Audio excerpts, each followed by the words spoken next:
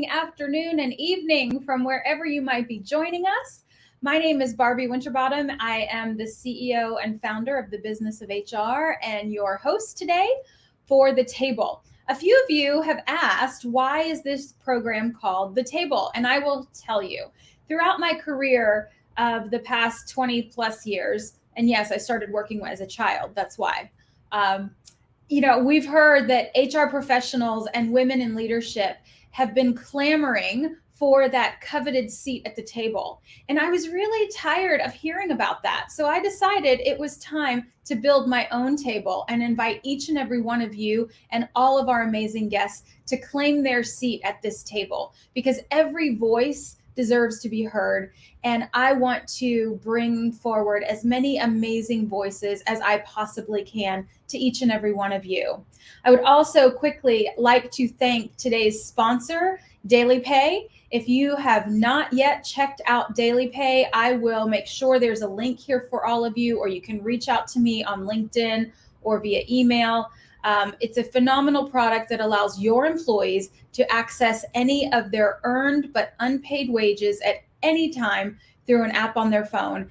And the data and the experience this provides for your employees is truly amazing. So if you're looking at unique ways to attract and retain your talent, this is absolutely one benefit that I would encourage you to check out. And by the way, there's no cost to you as the employer. So it's a phenomenal product. And later in the show, we're going to show you a little clip that will give you some more insights into why it's so important.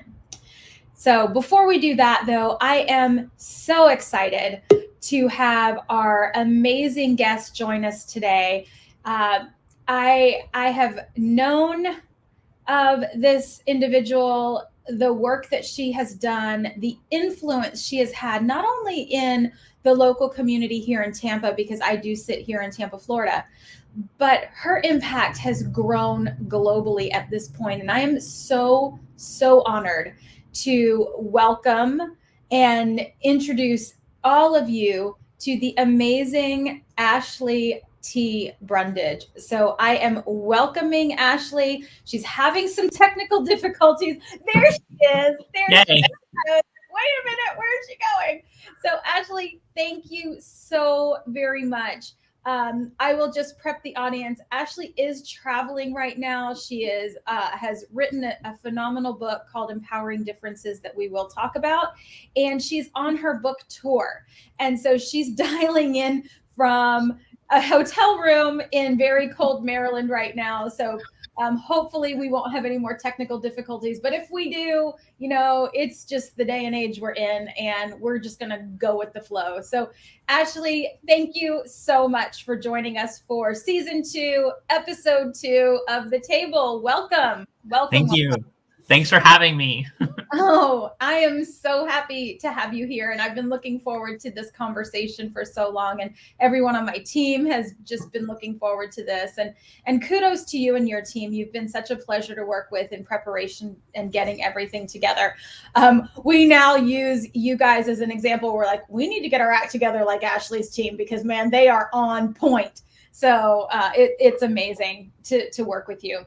Another quick shout out is that if you guys, thank you, Danielle, if you guys have comments, questions, please bring them in. These conversations are so much, I think there's so much of an enhancement to these conversations when our audience joins in and asks the questions that are top of mind, and comment and share. And we love to bring those comments into the conversation.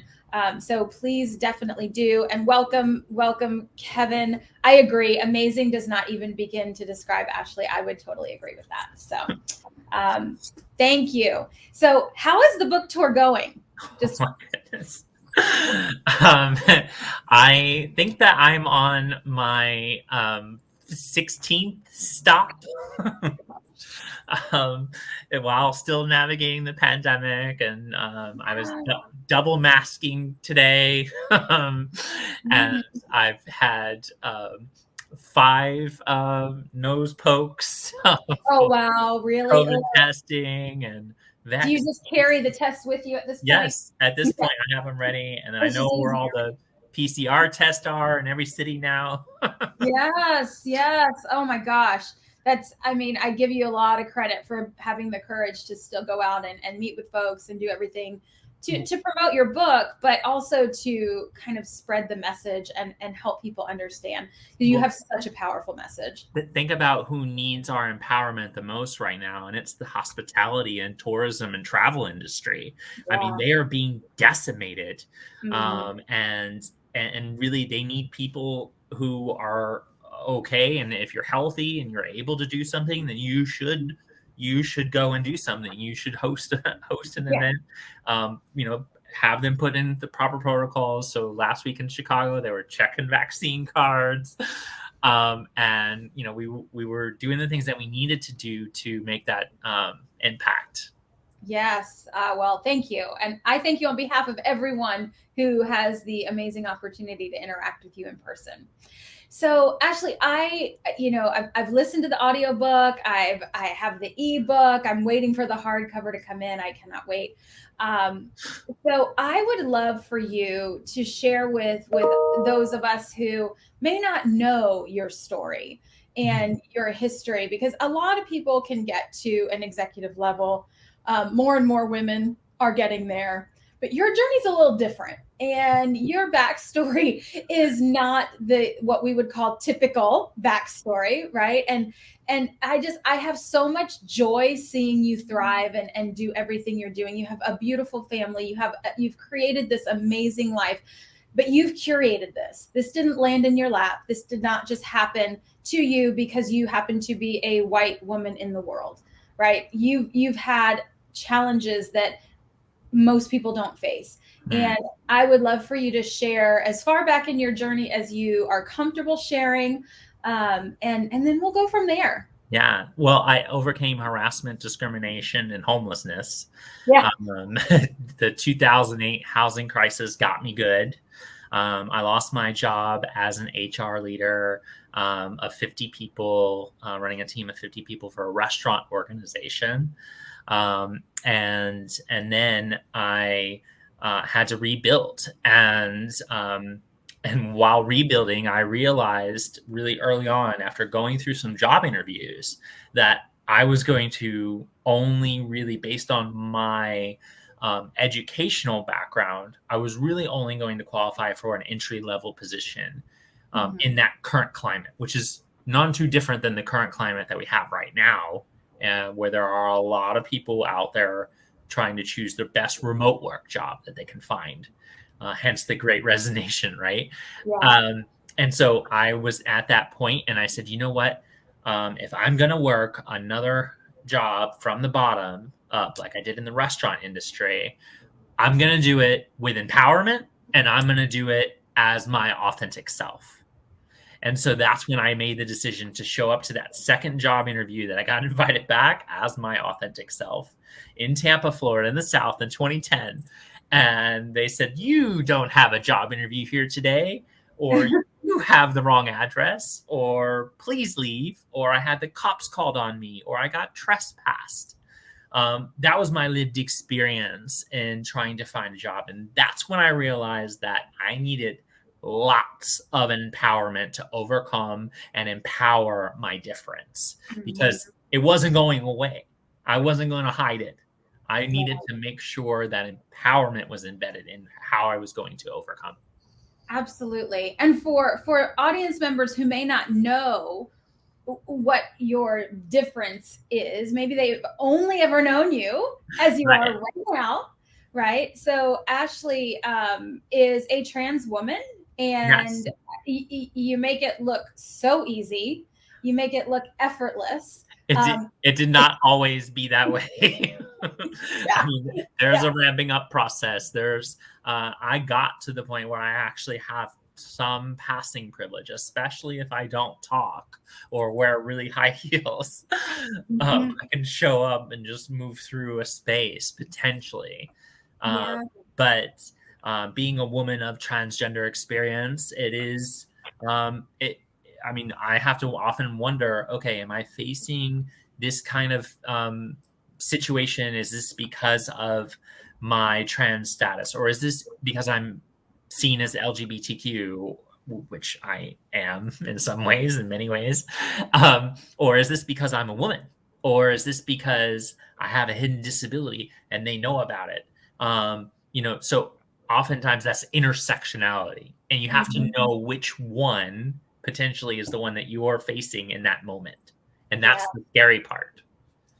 It is. And, in listening to your book, one of the things that really jumped out at me as a white cisgender woman in my life, I am lesbian. I am part of the LGBTQ plus and all other community at this point, because we have more letters and acronyms now than I think ever before, which is wonderful. Like, everybody just come and join us. We're good with it. But you posed a scenario or a series of questions about, is your experience influenced by the privilege you have, or are you blind to either the discrimination that's happening to you because it's the only experience you know, and or are you blind to the opportunities that you have because of your privilege? And are you just completely unaware of those things? And I had to sit there and ask myself some of those questions, because yes, I'm a member of the LGBTQ plus community. I am a woman. I am over 40. I am overweight. There are certainly parts of me that I think have elements of potential discrimination. At the same time, the most obvious being having white skin just gives you so much more access and opportunity. And I recognize that, but I really loved how you posed that question of, is your privilege giving you opportunity that you don't recognize, and or are you experiencing discrimination that you don't recognize? And I had to ask myself that question. So if you're listening today and you're joining us at the table and you're thinking about, I want to ask myself these questions, then you should go right now to empoweringdifferences.com and you should click the button that says the self-assessment. And then you can download the self-assessment for free. And that is step one in your empowerment journey, is asking yourself these questions. So some of them are in the book, but the majority of them are in the assessment. So download the assessment, get your copy of it, because these open-ended questions are for you to hold on to. Many assessments we do in our world, especially in the HR world, we're putting it into the computer is owning it, and it's spitting back a result at us. Right. But these are around your comfort zone, your privilege, your empowerment of others, and your intersectionality. Because guess what? Your differences can actually change. Majority of your differences can change. Your language, your education, your age, your physical abilities, okay?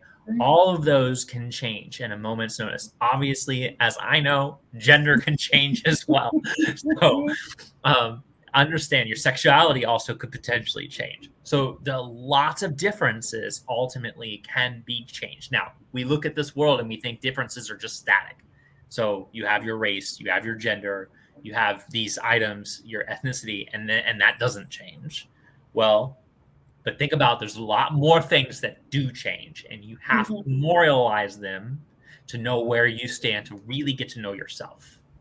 Yeah, that's really, really powerful, because we walk through our lives, and as you said, it's fluid, it does change, but because we are human and we adapt, whether we realize it or not, we're constantly adapting to our lives and to what's happening around us and to our situations. I think sometimes those differences do change and we don't even recognize it. And I know that that's happened for me several times, until I've stepped back and went, whoa, did you see what just happened there? Were you aware of that? And you really made me think about a scenario that I experienced. I was a CHRO of an organization, and I kept bringing up it was in a manufacturing type space. And I kept bringing up the value of some lean and agile practices. One is called Gemba, and Gemba means go see, right? So as leaders, you go out into your organization, you walk the organization to see what's happening exactly where the work takes place, right? Because you can sit in your office and you can make assumptions about how workflows are happening, but until you actually go down there and see it, You don't really know. So Yeah. Gemba practices are incredibly helpful, especially when you have like dispersed and workers in lots of different places or different types of work happening in your organization. So I kept bringing up, go ahead. No, and make sure that you date it for the date that you fill out your assessment. So that way you know that that's where your perspective was on that day. Huge. Yeah.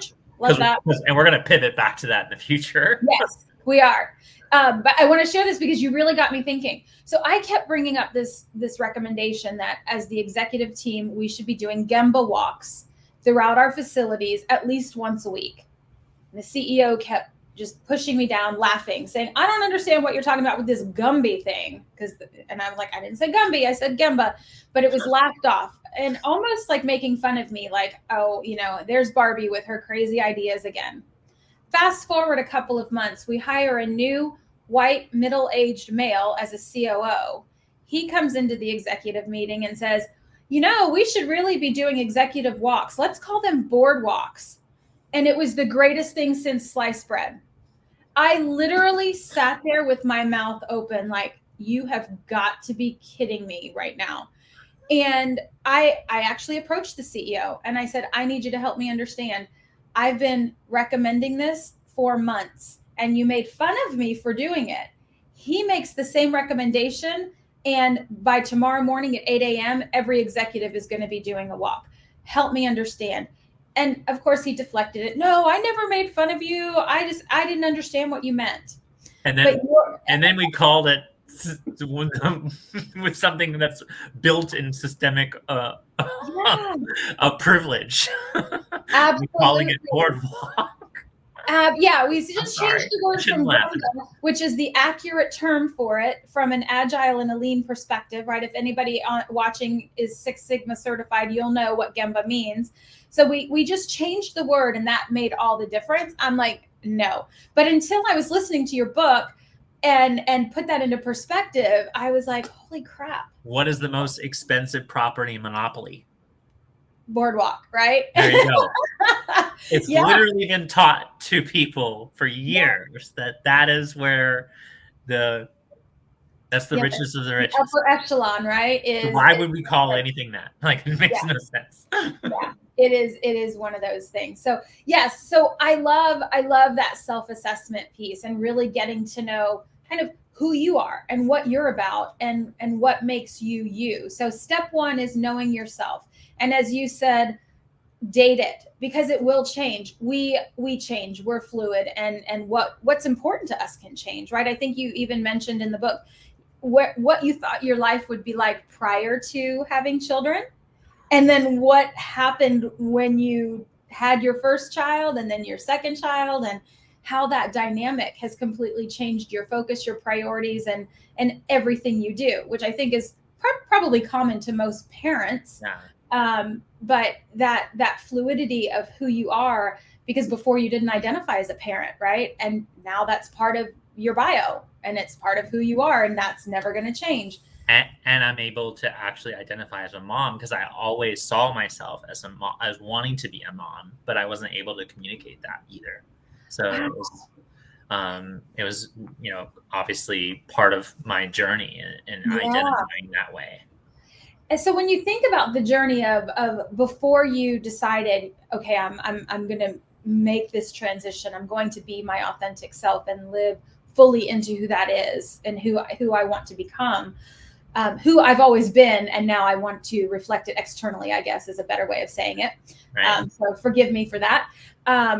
When you were walking through the doors of the workplace, when you were interacting with people, I would love for our audience to understand what that feels like for the person.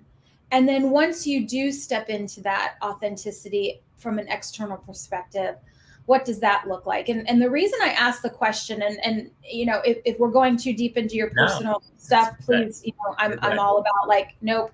I want our HR folks, especially, and leaders to understand what their employees are living and feeling on an everyday basis. And I have a lot of trans friends who I love dearly.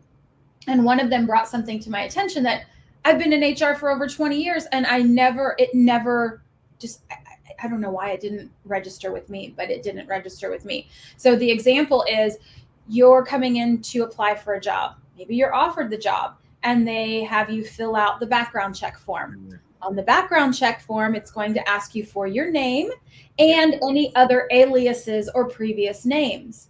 And so by going through that process, you are in a way disclosing your history, because if your name today is Ashley, well, Ashley's an androgynous name, but maybe you have a name like Barbie. That's pretty much not androgynous.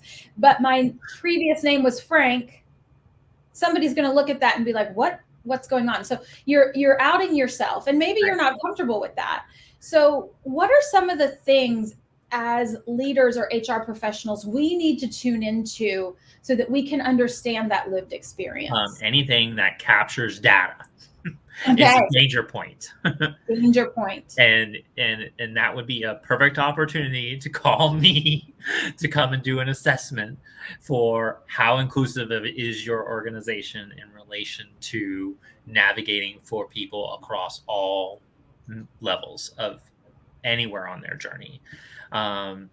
And so anytime you're collecting information is a very dangerous spot, because are you asking legal name? Are you asking country of origin? Are you asking, right, residence? Are you asking physical abilities? So all of these things tend to open up an opportunity where inclusion can happen, or someone could feel like this might not be the perfect place for me. Yeah, well, even we have to identify our gender, right? Yeah. When you're filling out applications and for those background checks and all of that. And so when someone is either in transition and they haven't legally changed items, but they're living in a gender that perhaps they were not living before, how do we help them through that? How do we create those safe spaces to allow folks to have the jobs they deserve to have, but also feel protected in the workplace? Yeah, I mean, the easiest way is free form fields. The more free form fields and the more options on fields that you provide.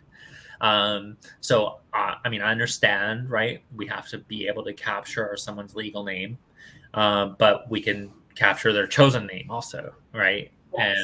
And I always prefer to say chosen name over preferred name, because preferred name gives an out to someone potentially to say, oh, well, that's just their preference. I don't actually have to call them that. Right. So that's a danger point. You want to be careful about using the word preference in relation to sexual preference, right? That's not a good term either to say that. So just, you really want to watch your inclusive language, and then what are the pronouns, right? Pronouns that you're using. Don't make pronouns about the LGBTQ plus person. If you see me in line and the two people in front of me, you didn't ask them their pronouns, but then you get to me and you're like, oh, and hi, what are your pronouns? And I'm going to be like pulling out my camera, and I'm going to be turning it on, and I'm going to be like, boy, am I looking really trans today? And I'm going to be questioning my own parents. So really think about that. Systematically, how you manage pronouns is really an important topic to discuss. I have a whole process for how to actually roll out pronouns for your organization. Oh, love that. I can help with that too. That's wonderful. So and we'll definitely circle back to this, but if folks need help with this in their organizations, or they're an HR consultant like me, who I don't have your lived experience. So, I can partner with you and say, hey, I have this client and we're doing this. Ashley, can you come in and work with me on these things? So is your best point of contact for that your website, to say, hey, there's a contact form if you're looking for somebody to come in and do this type of work? Yeah, Ashley at empoweringdifferences.com is the best way to get me. But you can also add me on all the social channels, Ashley T Brundage, all one word, on every platform to make it easy. Awesome. Yeah, because a lot of us need that level of insight, because you take things for granted unless you've been in that place. And And there's so much more to it than just what we think. It's more than just the bathrooms, right? Because that's what everybody goes to is, oh, there's the bathrooms and where do trans people use the bathroom? I'm like, why do you care? It's a bathroom. In competitions. We're really moving on to competitions now as the yes, big area. I did see that. And that's a hard one. That's a hard one. Right? I know some other harder stuff too, right? Don't we? We have a good way to solve other hard things in the HR world. Yes, there are so many fun challenges. Yes, there are. But I love that. I love the comment. Yes, the call out of using preference or preferred is or chosen or preferred, I think is great, because we want to claim the ownership that we have, right? Just like claiming our seat at the table, we need to claim who we are. And so my chosen name is versus my preferred or my preference, because to your point, that gives people an opportunity to move in another direction that we don't necessarily want. I know I had to make an executive decision for one of our trans employees whose birth name was more female sounding, and she transitioned to a male gender. So the policy of the company was that your legal name was your email handle. And I'm like, no. Now you have to be careful, right? Because the mentality is, well, then everybody can go and make up their own email name. I'm like, no, that's not what I'm saying. But in this particular case, we have to think about safety, both physical safety, psychological safety. There's so many elements, right? Because if I want to be called, my legal name is Barbie. It's not Barbara. But if my legal name was Barbara and I wanted to be called Barbie, there's a difference there. I'm not in any danger by somebody not calling me Barbie.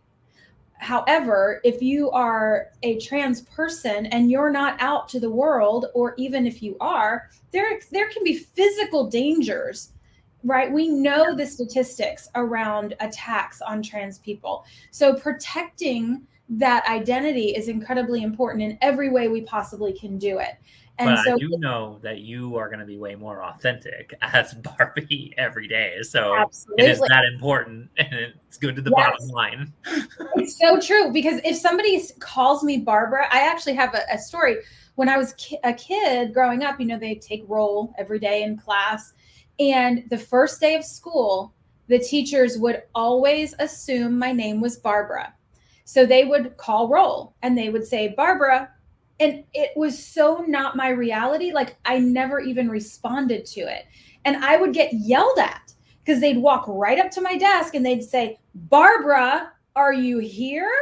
And then I'd be like, oh, you're talking to me. I'm so sorry. I'm here, but that's not my name. So that's just a very basic example of how we impose our reality on other people and then make them wrong for it. Yeah. And that's not okay. We can't keep doing that. I would get the roll call, but in the opposite direction. We get my dead name and Ashely Brundage. So you get both? Yeah, well, because Ashley was my middle name at birth. So. Oh, okay. Yeah. Okay. Yes. So see, it's crazy how things manifest in different ways. Now, I just heard you say something that I've never heard before. You said your dead name? Yes. Is that what you said? Okay. Yes. So that's a name that someone no longer goes by, is their dead name. Okay. It's dead to you and to me and to everyone else. So stop flipping using it, right? So don't use it. Yes. Okay. And if you're referring to someone who has transitioned in the past tense, or you're telling a story of that person, you always tell their current gender. So when I was a youth, I was she. When my mom tells stories about me at birth, it's she. Okay. So that's a great bit of information for everybody to understand, right? It's not okay to say, well, she or he at this age, but she or he at this age, right? And a friend of mine, one of my dear friends, who is also a trans woman, I noticed in her familial home, there were no pictures of her prior to transition. And I asked her about that, and she said, that's not me. That's just not me anymore. And so I don't want to see that reflection, because that person doesn't exist. And I thought, okay. And that's her personal preference. It may not be everyone's desired, preference about their memories and their world. But I think it's our responsibility to honor whatever that is for that individual. And it's so important. One of the things I talk about quite a bit is making sure that we are moving away, especially I want my HR folks to hear this. We do not have to live in a one size fits all society. And that's the way we maneuvered for so long. If we say it's okay for Ashley to use Ashley as her email handle, then what about so and so who wants to make up a name and call herself, puppy dog? No. Just because I did it for Ashley doesn't mean I have to do it for this person, because there's a reason and there's a justifiable unless they present cause. a business case for that. Yeah, right. Unless there's a justifiable cause. Right, business case. That makes sense. And that's what I did when I was growing in my career at PNC Bank. I literally put together a business case for why I needed to be the National Vice President of Diversity and Inclusion. And I built that business case by using empowerment. So tell us about how you did that. I know the story. I've read it, listened to it, but not everybody has had a chance to. You literally created your career. Yeah. Absolutely no part of your career from your teenage years to present was handed to you. And so I don't know if you want to start back at when you were 17 and you chose to build that career, or if you want to start with your PNC career, but in both cases, you forged that path in incredibly courageous ways. Yeah, well, I'll save the prior career. So when you read the book, you can hear how I did that, because I used lots of privilege and power in that one. But the second one at the bank, because finding a job as a part-time bank teller was the only job I could find. And unfortunately, that's the world that we live in this environment still. That was 2010, living in Florida, that was the only job that I could be taken seriously. So that's why I knew I needed lots of empowerment. And so I say I need lots of empowerment, okay? But let me tell you what I actually mean by that. Because what I'm talking about is the app of empowerment. Have you ever used the app of empowerment, Barbie? Yeah. You know what that is? No, tell me. It's authority, power, and people. Love that. And those three things are what's absolutely needed to have actual empowerment connect. If there is not people involved in what you're doing, then you cannot use the word empowerment or empowering. Sometimes we have organizations or corporations stating and advertising that they're doing empowerment work. Well, we need to know who the people that are being empowered is, how they're being empowered, what is the power, and what is the authority that's being driven. Mm-hmm. If you can't have all three of those things, then you don't have the app for empowerment. And that's what I started to do. So that meant that I started to connect with other people. And that's when I did step 2 of knowing others. I built my own empowerment panel of experts. Some people call it a board of directors. I call it an empowerment panel of people across the 10 empowering differences. All of the 10 most common differences that we hold as people on this planet were part of the research that I did. And when you look at all of the people who are different, you'll learn opportunities for empowerment. So I have a race, and my race comes from a position of privilege. And that means that I need to be providing more empowerment for other people through race. So that's the empowering differences model, is if you do that across all the 10 most common differences, and you always use where you fit after doing your assessment. Are you in a privileged position or a disprivileged position? And that will then tell you whether or not you're building the right strategy, which is step 3. Mm-hmm. And that's why developing your strategy is step 3, because it gives you that opportunity to know if you're being smart about how you're taking action for each difference that you're looking at, that you hold. Okay. And then last step in the empowerment journey is to take action. So I curated 10 empowering actions from my research that I did. And these 10 empowering actions combine empowerment with each of the DEI action. They're all DEI actions. I just obviously throw in 7 others that are really important. Just throw in, why not? Well, because I grew my career from part-time bank teller to become that DEI VP at PNC in 4.5 years. And then across the next 6 years, I ran DEI programming across all of the regional markets for their bank. And what I would do would be building a strategy for each market.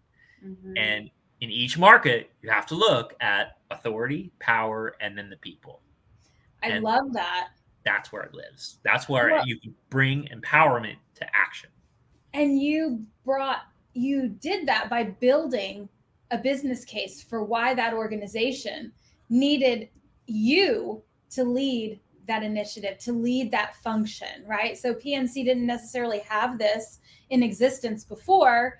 And if I'm recalling your story correctly, you had a meeting with one of your internal mentors, a C-suite person, you had the conversation, then you went and built the business case to say, here's why I'm the right person to do this. And here's the X amount of millions of dollars that I've driven to the bank over the last 2.5 years through diversity, equity, and inclusion work. Yes, I love it. And let's just start doing that across all of the markets. And what I love about that part of your book, totally selfishly, I'm going to say this, is that it beautifully aligns to the methodology that I've created for HR professionals, which is to be a business leader who works in the people space. Speak the language of your stakeholders, speak the language of your business, so that when you want to achieve something like running this department, because you knew you were the best person, you knew you had the credentials and the experience and everything needed, right? And credentials does not mean a degree. Credentials means lots of things to lots of different people. Right. And you knew that.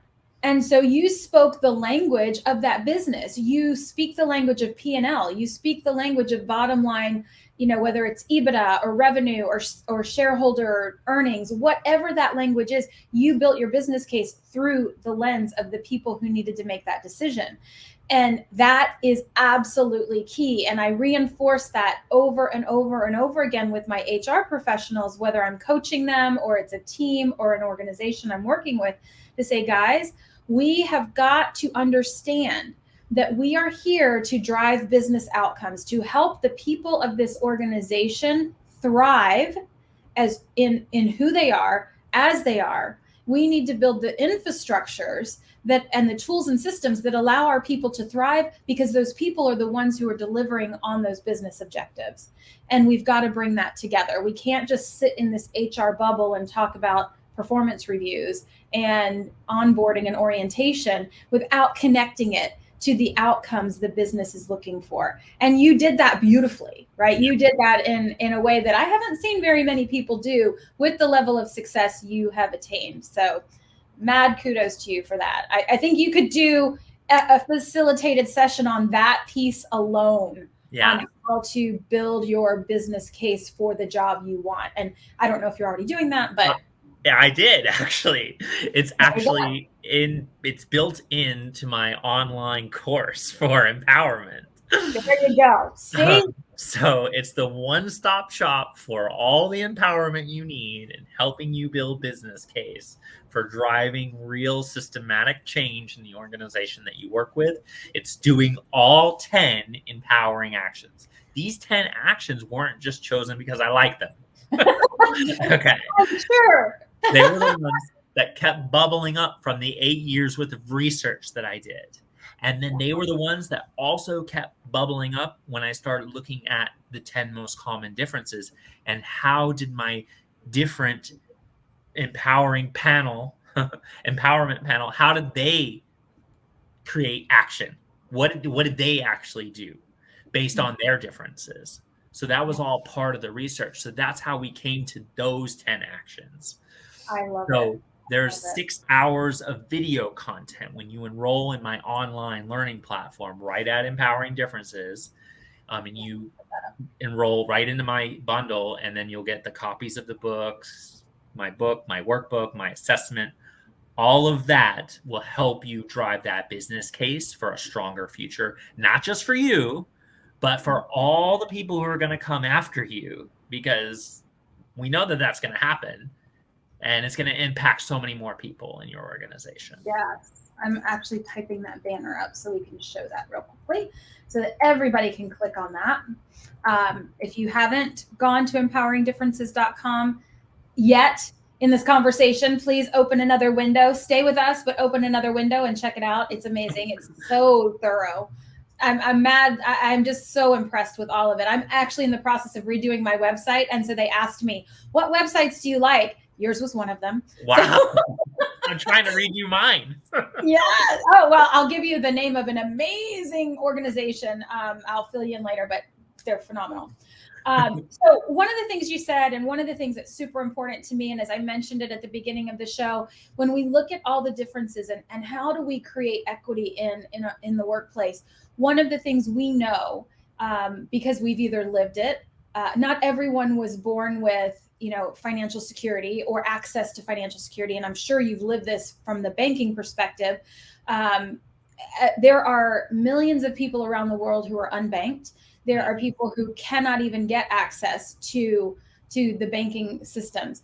And so our sponsor today, Daily Pay, the work they're doing is really helping to level the equity playing field. And their mission is to rewrite the unwritten rules of money so that everyone has access to their earned wages when they earn them instantaneously so that they can pay that bill. And a lot of folks hear that and they're like, oh, that's a payroll tool. And I have to say, it's so much more than that. It's about attracting the talent, retaining the talent, and then helping the talent you have live their best life because they have access to tools and systems and processes that they didn't have before. So I want to share with our audience a quick clip from our partners over at Daily Pay who were just gracious enough to be our sponsors today. So I'm going to show this really quickly and then we're going to get right back into our conversation.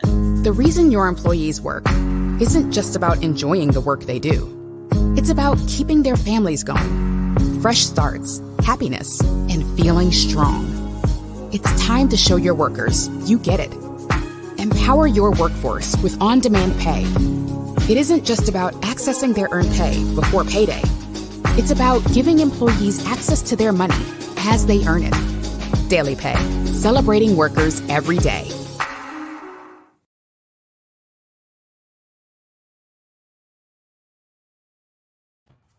All right. Thank you, everybody. Always want to give our sponsors as much attention as we can, and because I truly believe in what they're doing. And if you're building out a DE&I program or you're kind of shoring up the foundation of your program, I encourage you to check out Daily Pay as part of your overall program. It really has made huge differences for folks within the workplace. I can attest to that as a former user when I was the CHRO. So with that, I would love to, this person can't wait to read your book. And I'm excited because I want them to read your book and download the audiobook. Be the nerd like me who not only buys the hard copy, but I download the audio because I think you get inflection and tone, right? And then who's the reader of said audiobook? Who is the narrator? Yes, I know. You did a phenomenal job, by the way. There was a lot of emotion in recording that audiobook. Let me just tell you, it was really triggering for me to record the audiobook. Probably cathartic in a lot of ways too, right? No, triggering. It was triggering. Yeah. What made it triggering for you? Explain that. Because hearing my voice, it gives me anxiety, and it lights up my gender dysphoria. Which is my medical diagnosis that equals to where that I'm a transgender person. Gender dysphoria is like the medical behind the scenes terminology. But you know what? I needed to just empower my difference. And I could, if I had somebody else record that book, that would have been so not empowering. Yeah, that's true. I wouldn't have thought about that. I don't know that anybody loves hearing their own voice being recorded. I've gotten used to it. I'm a trained singer and professional, so I've been recorded my whole life, so I'm a lot more comfortable with it. But I would think for you or anyone in that trans space, it must be even more challenging if it takes you back to some of the foundational parts of what drives insecurity, right? And that's really hard for anybody. But I have to say, I think you did an amazing job. I love listening to it. I've actually rewound it a couple of times to re-listen to different parts of it because it's just so powerful. But that's why I always buy the book and download the audiobook, because when the author reads it, you can hear their passion or their fear or their commitment or whatever it is that's coming through the tone of their voices when they're reading their own words. So I'm impressed with the courage that you stepped into that, right? You were vulnerable and courageous all at the same time, which we could all, take lessons from you in that, in every aspect of your life, for sure. For sure. So we're at 12:46 and I really do my best to honor the hour because I know how busy you are. You're in the middle of a book tour. I do have a couple of quick, rapid fire questions saved to the end.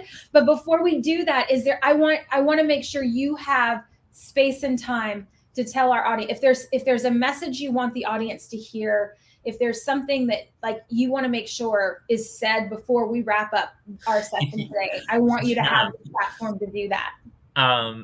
Yeah, definitely. So for those that know me as the person that works at that bank, I don't work there any longer. I work for Empowering Differences. I took the leap and I'm an entrepreneur now and full-time focused on empowering differences.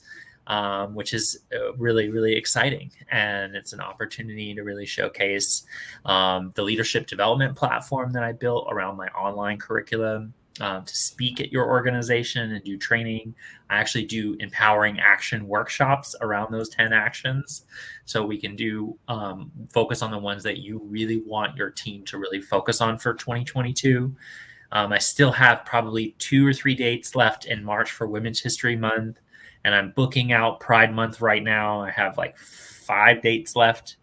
So now's the time to think about what you're going to do, and we can earmark in person and pivot to virtual. I don't care. Do either one.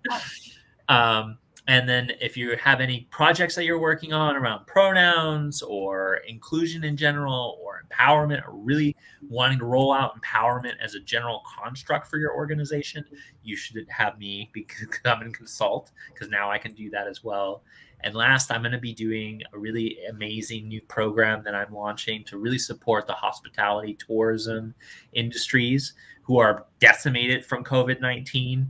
I'm going to be launching the Voyage of Empowerment, November 12th. Circle it on your calendar. Later this week, the booking site is going to launch. You'll have the opportunity to be one of the first people to register for a one-of-a-kind conference at sea, where you'll be able to join the Empowering Differences team on our journey to spread empowerment across the world. On a cruise?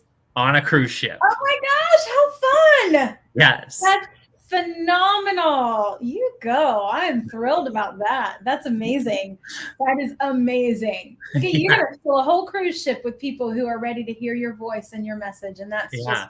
Well, and I'm looking for workshop presenters. So that's also, so if you're not signed up for my newsletter, you can do that right at the bottom of the homepage at empoweringdifferences.com. And you'll get the newsletter when it launches, when the portal opens up for booking, but also the speaker submission portal for that conference, because I'm going to be curating special speakers to present on the empowering actions, on how they use the actions to make an impact as well. Oh, I love it. I got to get to work if I'm going to be included in that lineup. I'm making notes right now. Yay. Okay. All right. So let's get to, that's phenomenal. I'm super excited about that. And I'm actually not joking. I'm making notes because I want to be on that cruise.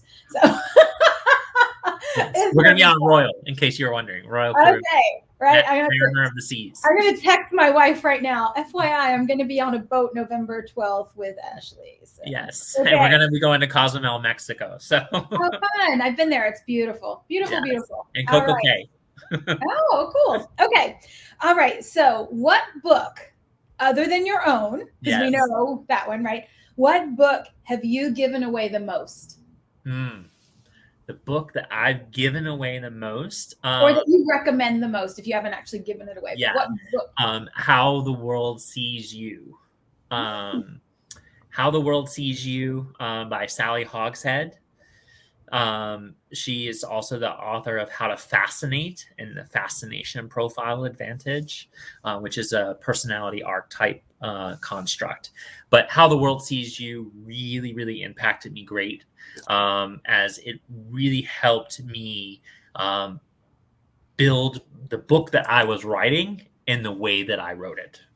Oh, I love that. I have not heard of that. So that'll be ordered today. So thank you. And I'm sure Sally thanks you. Yes. All right. From a social media perspective, who do you love to follow? Who gives you great tips? Insights, all that good stuff.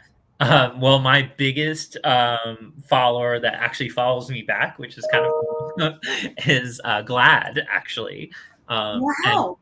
So I get the pings on every time that Glad tweets, and then I look to retweet them, and then they retweet me, which is kind of cool. I mean, it is kind of, I'm being a little bit of a homer on this answer because I'm the vice chair of the National Board of Directors for Glad, and just as a PR commercial, 10% of all the proceeds from all of my book sales goes to Glad.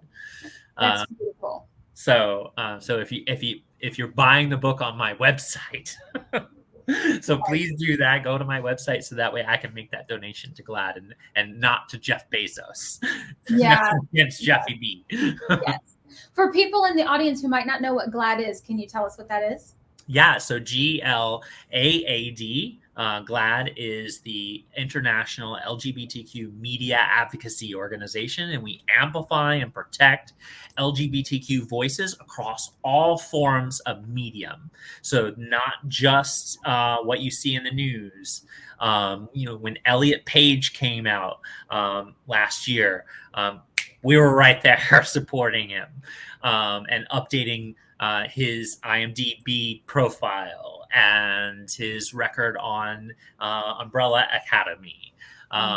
But then we also produce the Social Media Safety Index. If you go to glad.org/SMSI, it is a game-changing index that rates all the social media organizations for their safety for the LGBTQ plus community. And I'll give you a teaser. They all failed the first year. So we're going to be scoring them again, and then we're going to be publishing the scores now. So we're going to be looking to hold them accountable to be better. Yeah, I love that.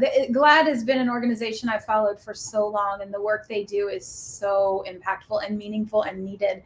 So yes, you'll have to come to join my Empowering Differences table at the GLAAD Media Awards. I would be honored. And go to Ashley's website, buy her book so that she can then not only enjoy, selling her book, because that's how we make a living and it's important, so that she can continue doing this work, but so she can also donate 10% to GLAAD.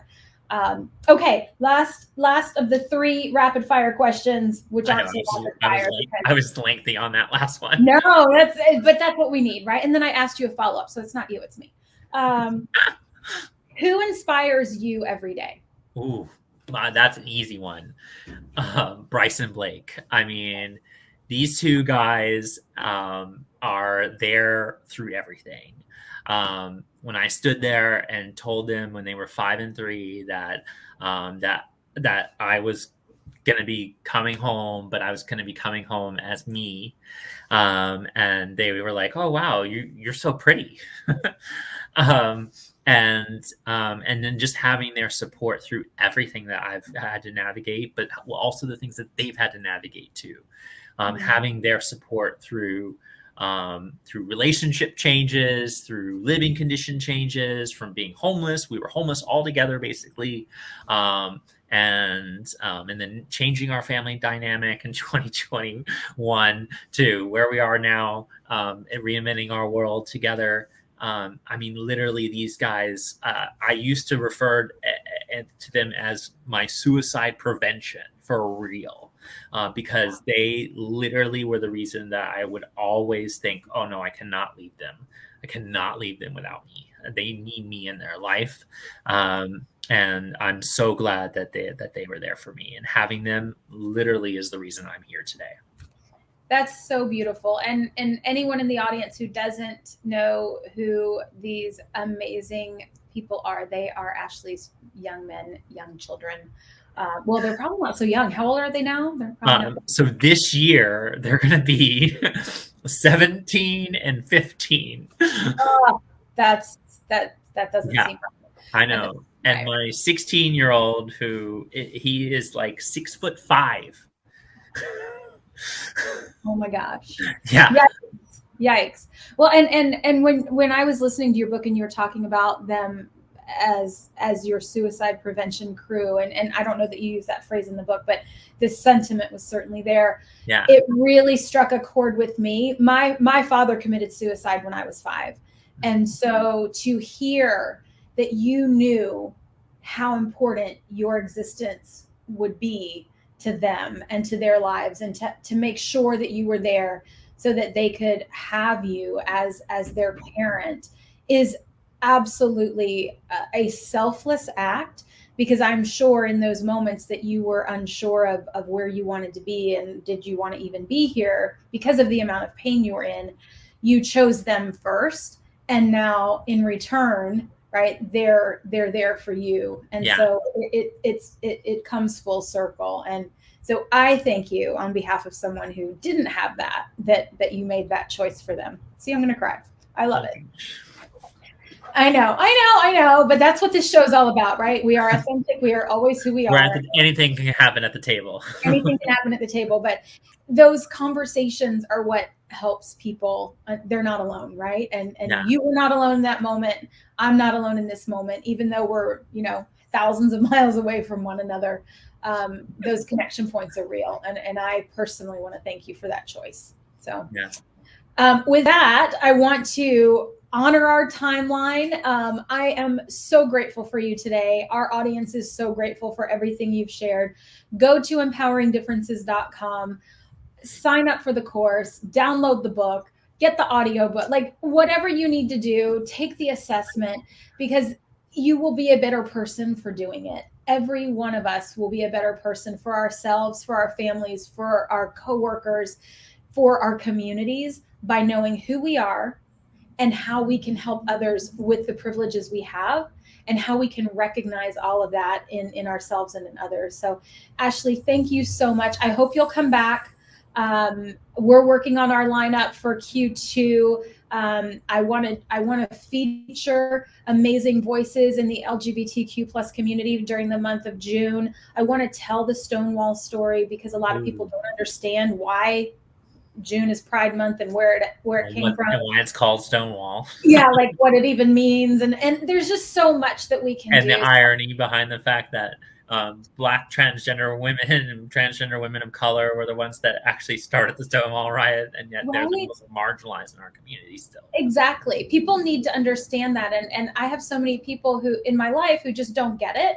And they're like, well, I'm sure you've heard this. Well, if there can be gay pride, why isn't there straight pride? I'm like, oh. Yeah, that's called Gasparilla. Also, I'm like, that's Mardi Gras and Gasparilla, people. What are you talking about? I'm pretty certain Gasparilla is the straight pride parade. You can go there. You'll see them 10 o'clock in the morning. They're already on the top. And for those of you not from Tampa, Gasparilla is an annual event, and it's insanity on steroids. I don't know how else to say it, but I think it's the largest parade outside of Mardi Gras, actually. I think it's the largest celebration. And at this point, it may be on par with Mardi Gras. I'm not sure, but it's debauchery. Let's just put it that way. Yes. But, come to Tampa and see it if you've never seen it. You'll see pirates and boats and invasions and more alcohol and scantily dressed people than maybe you've ever seen. But Yes. anyway, thank you, audience. I appreciate all of you, all of your comments, all of your engagement. I hope you've taken amazing nuggets away. I have my pages of notes that I always take during my interviews. And thank you. Mwah, mwah. Safe journey on your book tours. Keep yourself, your team safe, because there's lots of craziness happening. But hopefully when you're back in Tampa, we'll get to see each other in person.